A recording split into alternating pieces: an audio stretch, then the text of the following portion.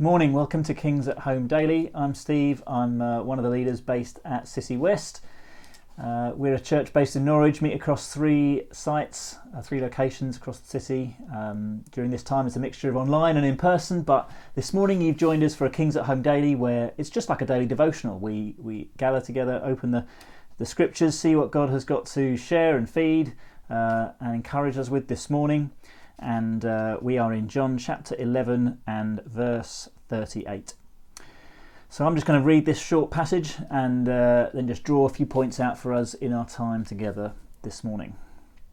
Jesus, once more deeply moved, came to the tomb. It was a cave with a stone laid across the entrance. "Take away the stone," he said. "But Lord," said Martha, the sister of the dead man, "by this time there is a bad odour, for he's been there 4 days."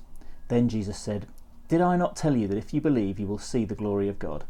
So they took away the stone. Then Jesus looked up and said, "Father, I thank you that you've heard me. I know that you always hear me, but I say this for the benefit of the people standing here, that they may believe that you sent me." When he had said this, Jesus called in a loud voice, "Lazarus, come out!"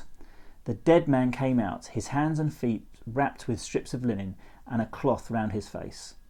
Jesus said to them, "Take off the grave clothes and let him go."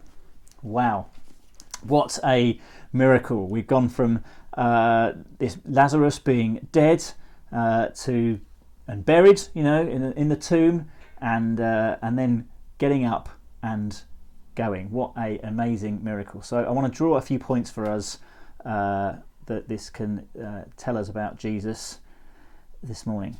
First of all, verse 38, Jesus once more deeply moved. So it tells us that Jesus is deeply moved by the affairs of our lives. He's not somebody who is aloof and not disinterested, but he cares deeply about the goings on of our lives. He cares deeply about his people, about each of us. So whatever is going on for you today, know that he cares deeply. He's moved. It says he was deeply moved by it. So he's moved. He cares. And then it goes on. He says in verse 42, "I know that you hear me," and it says, yeah, he knows that he always hears me. But I say this for the benefit of the people. So there's a sense there that he always hears us. Even again, it's that out of that deep sense of love and care that when we pray to him, when we call out to him, he always hears us. Jesus, he prays it out loud for the benefit of those who are there, who are present. But he always hears us. So maybe you've been persevering away in prayer about something and just not seeing breakthrough, not seeing it come to pass. I want to encourage you: keep on persevering. He always hears you.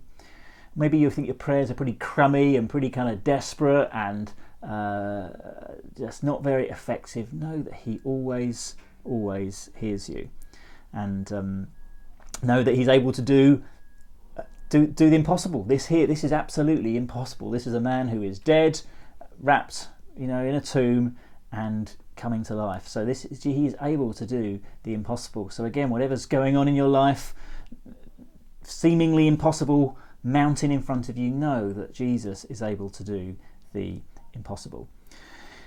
And then the other thing that this just speaks to me about is that he turns mourning into joy. He turns mourning into joy. The beginning of this account, there's mourning, isn't there? There's we go a few verses previously, and Jesus is weeping in verse 35. There's going to be, it's a funeral. There's people. There's real mourning here. This is very, very sad, and yet he turns it into joy by the end of verse 44. And it reminds me of Revelation 21, where it says about he will wipe away every tear from their eyes. There will be no more death or mourning or crying or pain, for the old order of things has passed away. Folks, if you know and follow Jesus, there is a day coming, well, the day's coming anyway, but if you know and follow him, you get to be a part of it, where he will wipe away every tear. He will turn mourning into joy. That's the hope for all of us as believers, that no matter what we're going through, yes, he is with us and he hears us and he can answer us, but there is a day coming where he will wipe away every tear and turn mourning into joy. What a wonderful hope for each of us to grasp onto throughout what can be the most challenging of circumstances, especially at the moment, that our hope is in him. One day he will turn mourning into dancing, into joy. Revelation 21. I trust that encourages you this morning, church.